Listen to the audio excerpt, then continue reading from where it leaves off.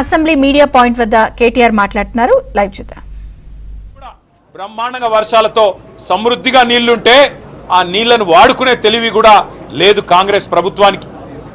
పోయిన సంవత్సరం ఆనాడు కేసీఆర్ గారి ప్రభుత్వంలో 36% పైగా కృష్ణా జలాలు వాడుకొని చెరువులు నింపి భూగర్భ జలాలు ఇంకిపోకుండా చూసి మొత్తం మహబూబ్ నగర్లో కానీ నల్లగొండలో కానీ కింద ఖమ్మం దాకా మరి కృష్ణా పరివాహక ప్రాంతంలో సమృద్ధిగా పంటలు పండించి టైలెండ్ గ్రామాలకు కూడా టైలెండ్ పంటలకు కూడా నీళ్ళు ఇచ్చిన ఘనత కేసీఆర్ గారి ప్రభుత్వాన్ని. అయితే ఈ సంవత్సరం కిందికి నీళ్ళు ఇడిచిపెట్టి చంద్రబాబు గారి మీద ప్రేమతోనో భయంతోనో మరి కిందికి నీళ్లు వదిలి ఇవాళ తెలంగాణ పంటలను ఎండబెట్టింది రేవంత్ రెడ్డి ప్రభుత్వం. ఆనాడు 36% నీళ్లు వాడుకుంటే కేసీఆర్ ప్రభుత్వం కృష్ణలో, రేవంత్ రెడ్డి ప్రభుత్వం వచ్చినాక 22-23% నీళ్లు కూడా వాడలేదు. ఇవాళ ఆ ప్రాజెక్టులన్నీ నోరెళ్లబెట్టి చూసే పరిస్థితి. రైతులు తమ పంటలు తమ కళ్ళ ముంగట్నే ఎండిపోతుంటే మేకలు గొర్రెలకు మేతకేసుకునే పరిస్థితి ఇవాళ కనబడతా ఉన్నది. ఒక్క ఉదాహరణ చెప్పాలంటే మొన్న జనగామలో, అదేవిధంగా జనగామ జిల్లాలో మా రాజేశ్వర రెడ్డి గారు, మా ఎమ్మెల్యే గారు ఆ దుస్థితిని మొత్తం రైతాంగం దగ్గర పోయి మరీ చూపెట్టినారు ఈ ప్రభుత్వానికి.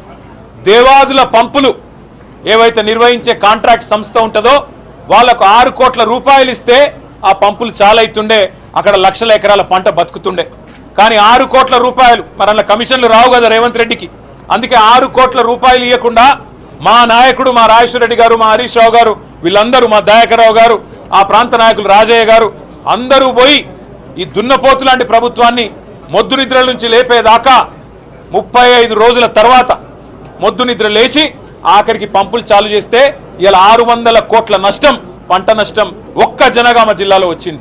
అందుకే అంటున్నాం మేము, ఇది కాలం తెచ్చిన కరువు కాదు, కాంగ్రెస్ ప్రభుత్వం తెచ్చిన కరువు, రేవంత్ రెడ్డి యొక్క తెలివి తక్కువతనం తెచ్చిన కరువు, రేవంత్ రెడ్డికి కేసీఆర్ గారి మీద ఉన్న గుడ్డి ద్వేషం తెచ్చిన కరువు తప్ప ఇంకోటి కానే కాదు.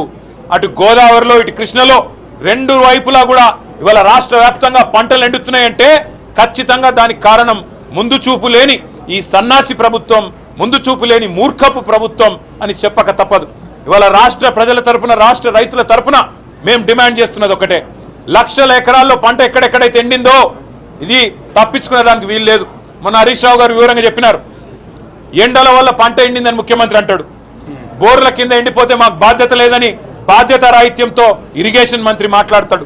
మేము రాష్ట్ర ప్రజల తరపున, రాష్ట్ర రైతుల తరపున ముఖ్యమంత్రిని, ప్రభుత్వాన్ని ఒకటే అడుగుతా ఉన్నాం, ఇవాళ పంటలు ఎండినాయంటే దానికి మీ చేతగాంతనం కారణం, గోదావరిలో నీళ్లుండి కృష్ణల నీళ్లుండి వాడుకోలేని తెలివి తక్కువతనం కారణం, చెరువులు నింపలేని తెలివి తక్కువతనం, పంప్ హౌజులు టైంకు స్టార్ట్ చేయలేని తెలివి తక్కువతనం, బరాజ్ ఏమన్నా చిన్న ప్రాబ్లం ఉంటే రిపేర్ చేసి నీళ్లు తీసుకోవాలనే సోయిలేనితనంతోనే ఈ ప్రభుత్వానికి ఇవాళ బాధ్యత మరిచింది. అందుకే మేము రాష్ట్ర ప్రజల తరపున అడుగుతా ఉన్నాం, ఎక్కడెక్కడైతే పంట ఎండిపోయిందో ఎకరానికి 25,000 రూపాయల చొప్పున వెంటనే ఈ బడ్జెట్లో డబ్బులు కేటాయించి నష్టపరిహారం రాష్ట్ర ప్రభుత్వమే చెల్లించాలి. రాష్ట్రంలో లక్షలాది ఎకరాల్లో పంట ఏదైతే ఎండుతుందో దానికి ఖచ్చితంగా ఈ ప్రభుత్వం రైతులకు క్షమాపణ చెప్పాలి. ఇలా భూగర్భ జలాలు అడుగంటున్నాయంటే ఖచ్చితంగా దానికి కారణం ఈ ప్రభుత్వమే. చెరువులు నింపకపోవడం, ఇష్టం వచ్చినట్టు చెక్ డ్యాములు నింపకపోవడం, ఇష్టం వచ్చినట్టు ఇసుక తోడుకోవడానికి, కేవలం ఇసుకతో దోపిడీ కాంగ్రెస్ నాయకుల జేబులు నింపడానికి మీరు చేసిన నిర్వాహకం అనే కారణం ఇవాళ గుర్తుపెట్టుకోవాలని కోరుతూ, రాష్ట్ర రైతాంగానికి కేసీఆర్ గారు ఉన్నారు, బీఆర్ఎస్ ఉన్నది, మేము భరోసాను ఇస్తూనే ఉంటాం, మీ తరఫున కొట్లాడుతూనే ఉంటాం. ఎక్కడెక్కడైతే పంటలు ఎండుతున్నాయో ఆయా ప్రాంతాల్లో పర్యటించి రైతుల్లో మనోధైర్యాన్ని నింపడానికి మేము ప్రయత్నం చేస్తూనే ఉంటామని చెప్పి కూడా తెలియజేస్తూ, రాష్ట్ర ప్రభుత్వం వెంటనే ఎకరానికి 25,000 రూపాయల నష్టపరిహారం ప్రకటించాలి, ప్రాయశ్చిత్తం చేసుకోవాలి, క్షమాపణ చెప్పాలని చెప్పి కూడా రాష్ట్ర